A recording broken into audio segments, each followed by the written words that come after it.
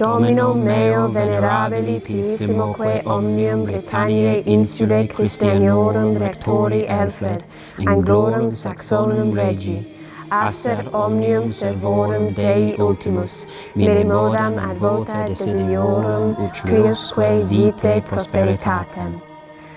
Asser wrote his biography of Alfred in AD 893, and as such, this text is written in a form of medieval Latin.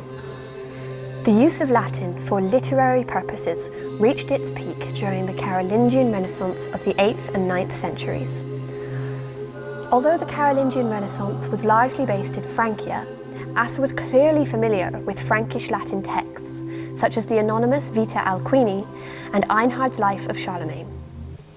While we can't know for sure, it is possible that Asser modelled his life of Alfred on Einhard's work.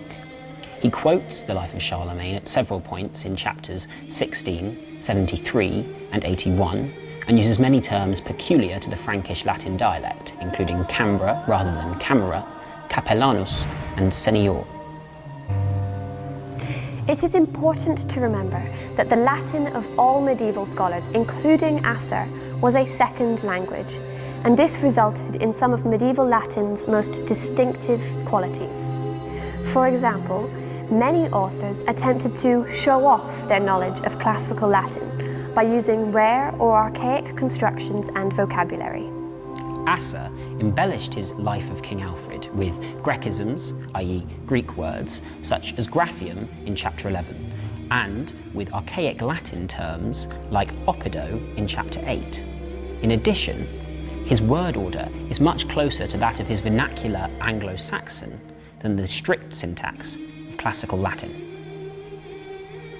This process also affected his vocabulary, with many Anglo-Saxon additions to his Latin.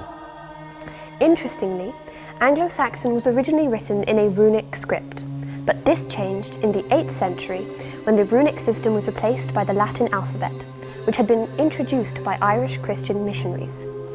The use of the same alphabet made the assimilation of Anglo-Saxon vocabulary into Latin texts much easier. Ultimately, the term medieval Latin refers to all written forms of Latin from the Middle Ages, and therefore it differs greatly across regions, writers, and periods. Yet it is clearly distinct from both classical and vulgar Latin. And this shows that the Latin in Asser's text was an evolving language, adapted by its users for purpose and due to personal experiences. Asser's life of King Alfred was written in a living, breathing language, used in a variety of ways, whether liturgical or legal, literary or scientific.